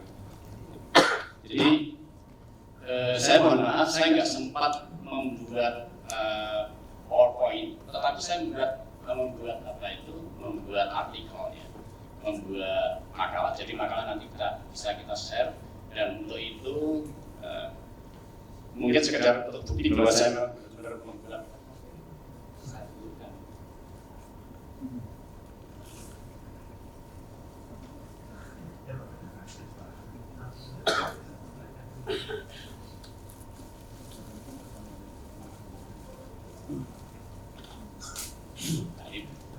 Benar-benar ya. Tapi nggak usah diperhatikan saya hanya ingin menegaskan bahwa kalau kita bicara tentang seni, teknologi dan masyarakat itu tiga entitas yang berbeda secara substansial, tetapi sebenarnya saling berrelasi secara niscaya. Jadi tidak mungkin masyarakat tanpa teknologi, tidak mungkin masyarakat tanpa seni. Seni juga demikian. Seni tidak mungkin hidup berkembang tanpa teknologi, dan seni juga tidak bisa berkembang tanpa masyarakat. Jadi ketiga-tiganya ini menjadi satu entitas yang dialektis, tumbuh dan berkembang sedemikian rupa. Cuman persoalannya begini, kalau kita melihat teknologi, kita lihat jenis-jenis teknologinya saja, itu nggak ada tuh orang menyebut teknologi seni. Nggak pernah. Ketika kita bicara tentang teknologi, orang mesti menyebutnya ya kira-kira 10 jenis yang saya paparkan ini. Teknologi informasi, teknologi komunikasi, teknologi transportasi, teknologi pendidikan, teknologi kesehatan, teknologi konstruksi, teknologi pertanian, teknologi arsitektur, artificial intelligence, kemudian teknologi bisnis, teknologi seni nggak pernah disebut, nggak pernah dibahas, nggak pernah menjadi concern dunia, bahkan dunia keilmuan. Nah, di sini yang saya katakan, ketika teknologi seni itu tidak mendapatkan perhatian, marilah kita menaruh perhatian terhadap teknologi seni. Dan teknologi seni yang saya bayangkan, saya bayangkan itu seperti halnya teknologi pendidikan. Kalau kita tarik pengertian teknologi dulu ya, pengertian teknologi ini macam-macam orang memberikan pengertian tentang teknologi itu. Dan pada dasarnya kalau kita melihat konstruk keseluruhan pemahaman orang tentang teknologi itu, sebenarnya hakikat teknologi ya seni itu sendiri. Teknologi itu adalah seni itu sendiri. Karena apa? Teknologi bagi Kapra itu adalah studi sistematik atas seni terapan. Jadi penerapan segala macam hal yang berkaitan dengan kebutuhan kita, seperti yang tadi dijelaskan oleh Pak Agus itu sebenarnya tadi adalah kisah-kisah wacana-wacana yang berkenaan dengan penerapan sesuatu hal untuk satu keperluan tertentu, dan itu adalah seni. Sementara kita memahami seni itu sebagai ekspresi artistik semata. Nah, ini sebenarnya ada kerugian kita kalau kita hanya memahami seni sebagai ekspresi artistik semata. Memang tidak salah bahwa seni itu adalah ekspresi artistik, tetapi saya melihatnya mungkin saya mengajak kepada bapak-bapak dan ibu-ibu untuk melihat seni bukan semata-mata sebagai ekspresi artistik, tetapi sebagai strategi kehidupan. Seni sebagai strategi kehidupan. Oleh karena itu, kalau kita melihat seni sebagai strategi kehidupan, studi kita bukan hanya terbatas pada 15 prodi yang ada pada kita. Seperti kemarin di dalam pidato saya jelaskan bahwa bangunan ilmu kita, kalau kita bicara tentang bangunan ilmu seni itu sebenarnya kan bisa kita bagi dua ya, kajian seni dan ilmu artistik. Kajian seni itu apa? Kajian seni itu ya studi seni dengan berbagai material seni, tapi dengan menggunakan berbagai macam perspektif ilmu pengetahuan. Bisa kita menggunakan perspektif ilmu pengetahuan alam, bisa kita menggunakan perspektif ilmu pengetahuan sosial, bisa menggunakan perspektif ilmu pengetahuan humaniora, bisa menggunakan perspektif ilmu pengetahuan agama, bisa juga menggunakan perspektif ilmu terapan non-seni. Seperti pendidikan itu adalah ilmu terapan sebenarnya, ilmu terapan non-seni. Sebenarnya kita bisa gunakan manajemen juga ilmu terapan, dan itu bisa kita gunakan untuk melihat mempelajari seni, untuk melakukan studi seni. Nah, selama ini kita melihatnya itu tadi, kalau kita lihat prodi-prodi kita, mulai dari karawitan, tari, pedalangan, minus etnomusikologi ya, kemudian terus prodi-prodi yang lain yang ada di seluruh Pak, semuanya mengarah pada persoalan ekspresi artistik semuanya. Nah, hanya mungkin yang sedikit berbeda itu di kafe, televisi, film, kemudian desain mode batik yang arahnya lebih cenderung ke terapan, keterapan. Jadi studi ekspresi artistik, dan sesungguhnya kita tidak pernah membedakan secara tegas mengenai kajian seni dengan ilmu lainnya. Jadi saya melihatnya itu dua macam. Kalau studi kajian seni itu kita melihatnya itu studi seni yang melihat seni dari berbagai macam perspektif, dan dengan memanfaatkan perspektif dari berbagai macam ilmu. Seperti tadi dijelaskan oleh Pak Rektor, Pak Rektor pernah saya ajak bicara untuk bagaimana mungkin kita mengembangkan program studi yang basisnya itu bukan ilmu sosial atau ilmu humaniora, tetapi juga mungkin ilmu alam, baik ilmu alam. Dan tapi yang distudi adalah seni. Jadi misalnya tadi ya itu rebana itu kan ada prinsip-prinsip kealamannya untuk menghasilkan rebana yang baik itu bagaimana. Belum teknik menyuarakannya, tapi baru membicarakan tentang aspek organologisnya aja. Itu membutuhkan pengetahuan alam yang mendalam, dan studi kita tidak sampai ke sana memang. Oleh karena itu, marilah kita berpikir produktif untuk mengembangkan pandangan kita ini, tidak berkutat kepada ekspresi artistik semata.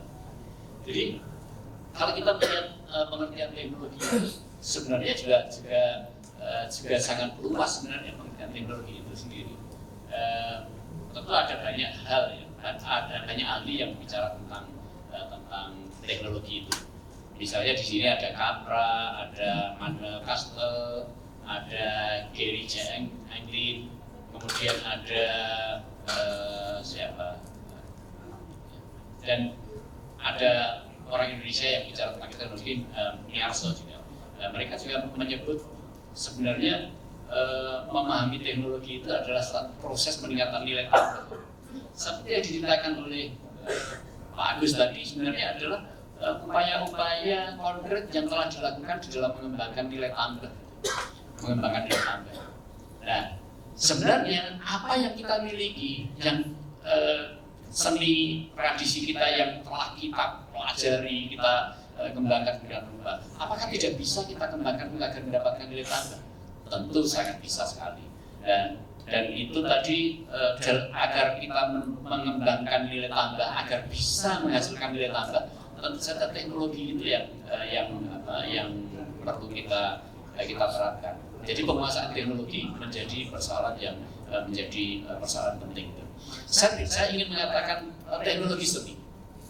Teknologi seni itu perlu kita kembangkan juga, kita pelajari juga, karena sesungguhnya kita sebagai seniman itu sebenarnya telah mengembangkan teknologi seni, tapi nggak pernah pengetahuan tentang teknologi yang kita kembangkan itu kita tulis menjadi pengetahuan yang eksplisit.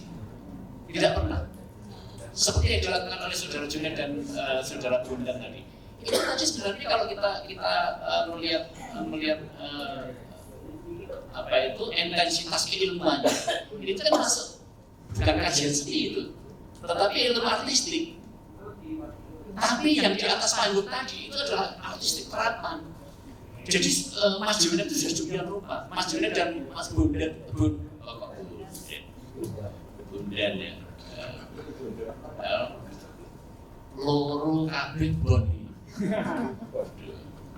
Sehingga agak sulit saya sering keliru antara Bondan dan Bondan. Ini dua kakak beradik Bu. Satu Bondan Prahatnolo itu Arjuno. Yang satu Bondan Hasimanggolo. Wah, ini serem-serem semua nih namanya. Yang satu senjata, yang satu kesatria.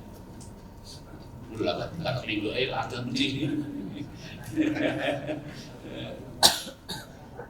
Sampai mana tadi ya? Oh, Mas Junet ya. karya Mas Junet. Jadi karya Mas Junet itu sebenarnya kan kalau kita lihat ini adalah ilmu artistik terapan. Jadi sebagai karya itu sebenarnya ada ilmunya, baik yang sifatnya pasif maupun yang sifatnya eksplisit. Jadi yang sifatnya pasif memang nggak bisa diubah, dikodifikasi menjadi pengetahuan verbal. Tetapi sebenarnya kan ada pengetahuan yang sifatnya implisit yang bisa dirubah menjadi pengetahuan verbal. Dan ini kalau itu dirubah menjadi pengetahuan eksplisit, kita menghasilkan ilmu pengetahuan yang kaya sekali.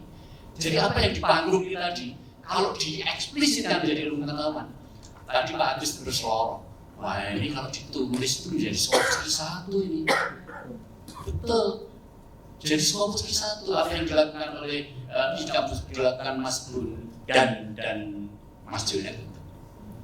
Jadi ini bisa sangat bermanfaat sekali kalau misalnya ini ditindaklanjuti lagi. Bahkan menurut saya karya ini tadi kalau diteruskan bisa digunakan untuk menyelesaikan studi doktornya dan bisa menghasilkan 2 doktor ini. Betul. Yang satu bisa menghasilkan 2 doktor. Mas Junet nanti berkonsentrasi pada ilmu artistik terapannya. Mas Bondan bisa berkonsentrasi pada artistik deskriptifnya. Jadi prinsip-prinsip penciptaan seni yang dilakukan itu luar biasa. Ini tadi saya tadi nangis di depan itu, bukan karena saya nggak punya uang, karena saya nangis. Saya benar-benar terlihat. Saya bahkan ketika Muler Kambang itu kan, Muler Kambang ternyata membaca notasinya itu pakai braille. Saya nggak bisa bayangkan Pak Waluyo Kembang nganggo braille gitu kan. Adik tadi bisa kembang dengan bagus dan difasilitasi dengan braille. Tinggi rendahnya nada, ini proses yang panjang, proses yang tidak sederhana. Dan ini adalah temuan di bidang teknologi. Ini potensi patennya besar. Sebab ini belum persoalan teknologi yang merubah bunyi menjadi getaran tadi ya. Dari braille yang mengantarkan tunanetra tidak bisa mengenal nada-nada gitu, bisa menjadi mengenal nada-nada dengan sistem penotasian. Ini adalah teknologi baru. Berarti dari karya ini tadi potensi patennya itu sudah 2. Potensi patennya itu sudah 2. Jadi kalau ini kita teruskan, dan saya berharap Mas Junet dan Mas Bondan ini meneruskan terus. Agar supaya apa? Agar ilmu pengetahuan artistik ini tidak semata-mata hanya mengungkap tentang kaidah-kaidah ekspresi semata, tetapi ada pemanfaatan yang menyelesaikan berbagai macam persoalan kehidupan di dunia ini. Ini Profesor kebetulan sedang berurusan dengan disabilitas, dan biasanya seni tentu lebih banyak tidak berurusan dengan disabilitas. Sebagian besar saya juga dari 250 dosen kita itu ternyata yang tertarik pada disabilitas kan ternyata hanya 2 orang ini ya. Hanya 2 orang ini. Ini sebenarnya sudah pilihan yang luar biasa. Wadah juga yang lain-lain itu concernnya macam-macam. Mas Genduk itu concernnya pada pemberdayaan di masyarakat. Fungsi seni dimanfaatkan sekian rupa agar seni itu punya kemanfaatan yang luar biasa. Bahkan kalau kita melihat manfaat seni itu, kadang-kadang seni itu seringkali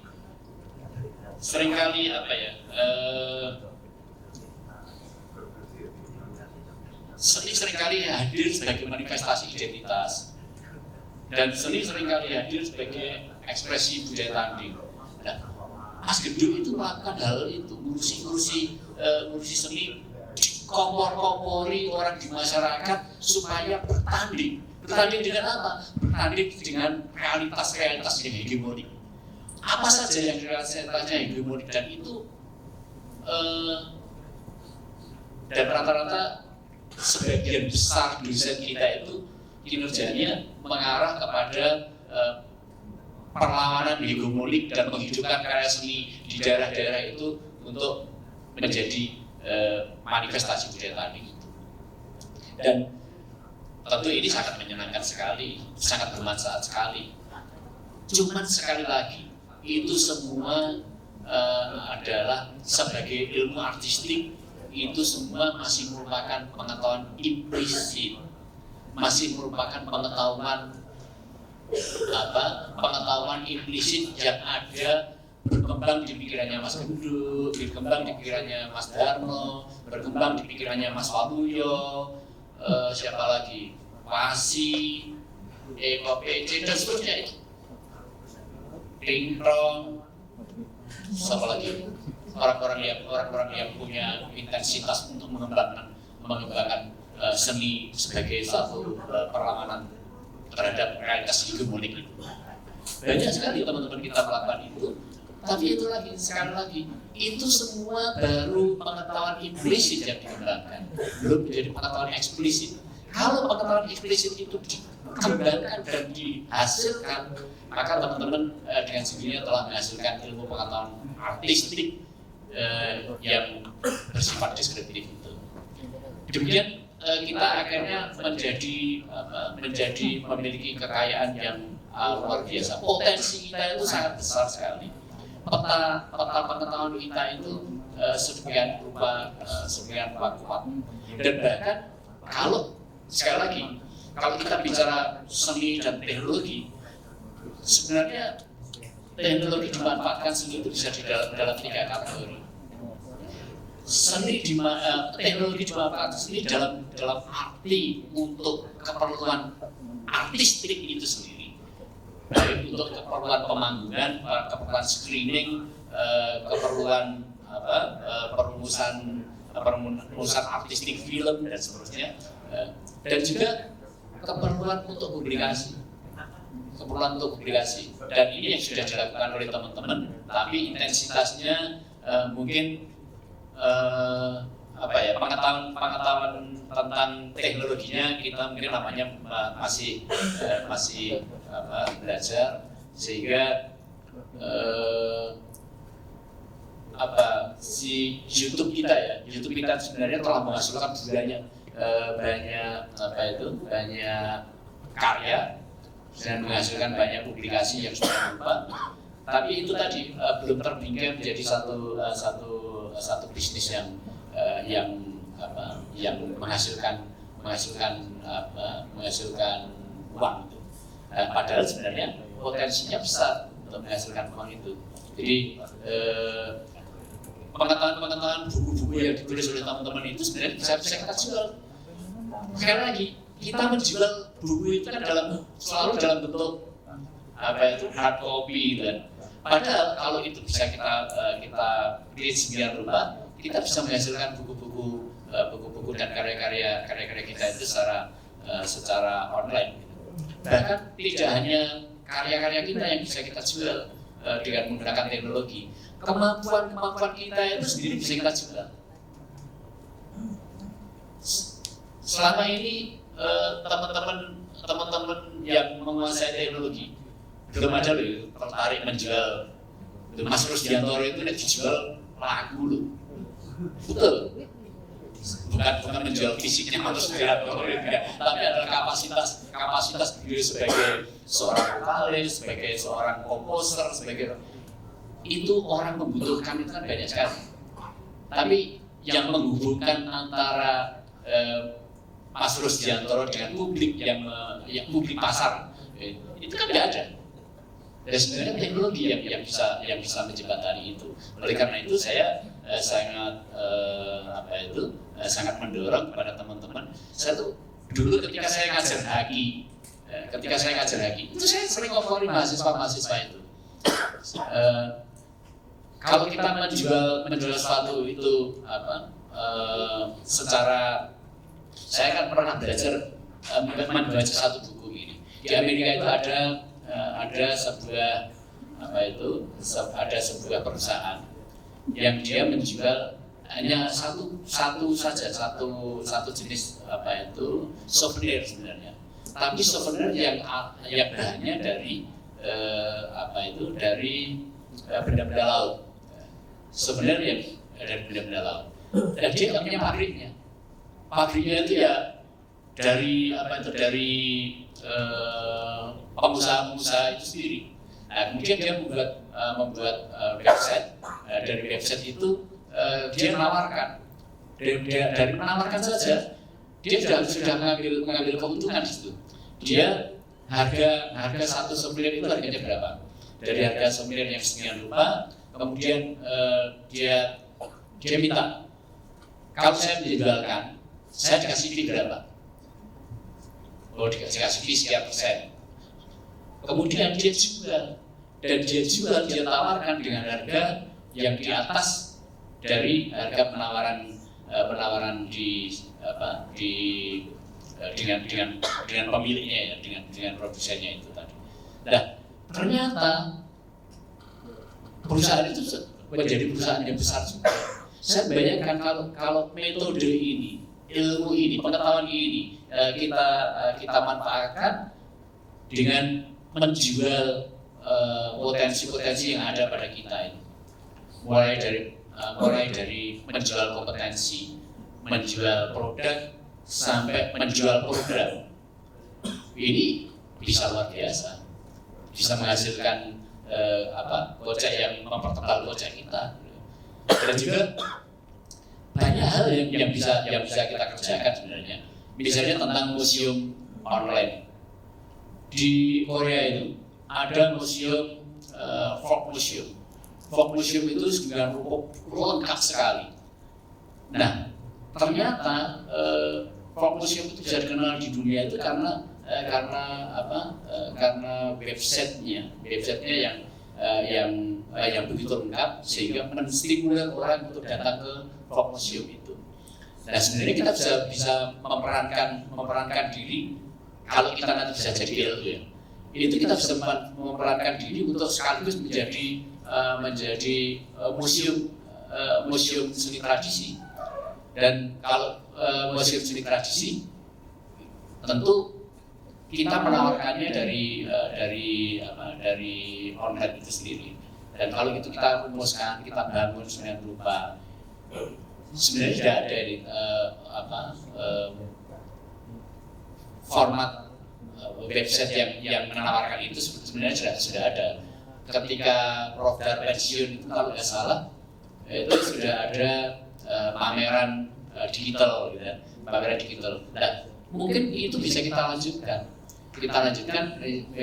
membuat museum digital dengan karya-karya teman-teman ini yang diunggah, karya-karya teman-teman itu dulu yang diunggah. Setelah itu dirumuskan satu persatu kekurangannya apa, dan setiap kekurangan apa itu dilengkapi dengan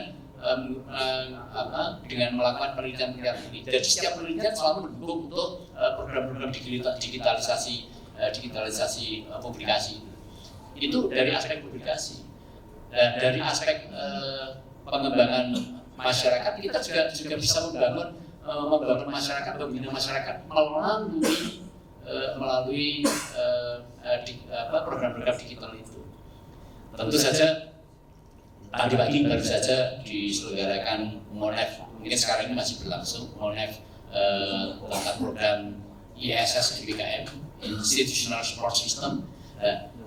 Institutional Support System itu sebenarnya kalau kita garap betul, itu sebenarnya bisa memudahkan kita semua.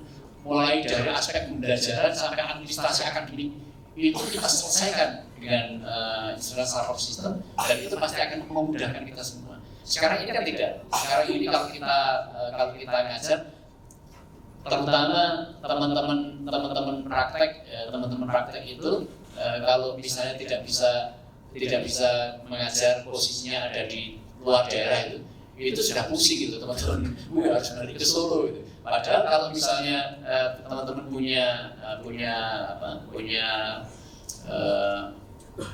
ada aplikasinya itu ada, kemudian kita bisa memanfaatkan itu semua, mungkin kita berada di posisi dimanapun kita tetap bisa mengajar. Nah, ini yang nampaknya perlu kita kembangkan sedemikian rupa.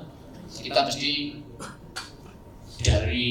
menyadari konstruksi bangunan ilmu kita, bangunan ilmu seni kita ini, baik mulai dari ilmu seni pertunjukan maupun seni rupa dan desain, maupun sampai seni kuliner. Jadi sayang sekali kita belum punya program studi yang berhubungan dengan seni kuliner. Padahal ini sebenarnya sangat menjanjikan kalau kita kembangkan. Justru seni kuliner itu yang mengembangkan malah pendidikan, ilmu pendidikan, jadi pendidikan juga gitu. Itu tapi itu kan ilmu pendidikan yang berkembang. Tapi yang ilmu kulinernya itu sendiri tidak dikembangkan, justru berkembangnya di masyarakat. Oleh karena itu mungkin ini juga PR bagi kita semua untuk bisa mengembangkan ilmu seni ini dengan mempertimbangkan kesatuan tiga entitas antara seni, teknologi, dan masyarakat itu. Jadi kesatuan tiga entitas ini sebuah keniscayaan yang tidak bisa kita tolak. Oleh karena itu, marilah kita hadapi problem ini dengan penuh bijaksana. Demikian Bapak Ibu, kurang lebihnya saya mohon dimaafkan. Nanti kita berdiskusi. Bila taufiq wal hidayah. Assalamualaikum warahmatullahi wabarakatuh. Waalaikumsalam warahmatullahi wabarakatuh. Baik, mengingat waktu yang kandung saya terima adalah kita hanya punya waktu untuk diskusi itu 15 menit, karena ternyata setelah ini masih ada satu pertunjukan lagi hasil pengabdian dari pengabdian pada masyarakat dari Bapak Wahyudianto. Baik, untuk mempersingkat waktu 15 menit untuk diskusi, saya persilahkan Bapak-Bapak, Ibu-Ibu peserta yang ingin mengajukan pertanyaan, komentar, tanggapan ataupun apa, monggo silakan. Dari sisi sini, Aris BM, ada pertanyaan Pak Aris BM? Pak Waluyo, dari Pak Rusdiantoro, Lajeng dari ada satu pertanyaan lagi, monggo. Pak Waluyo, Pak Rusdiantoro, Pak Prima, monggo Pak Waluyo, lajeng kemawon mendekat pada sesuatu yang bisa menghasilkan bunyi, Pak.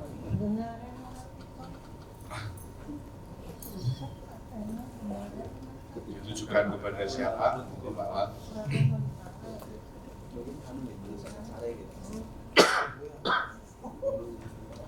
Mas.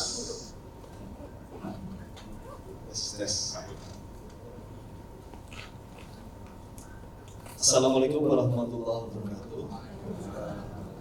Karena tadi Ibu yang dari Jakarta tadi menggunakan pantun, saya akan pantun. Semoga ini pantunnya sangat bahagia. Ikut seminar di teater besar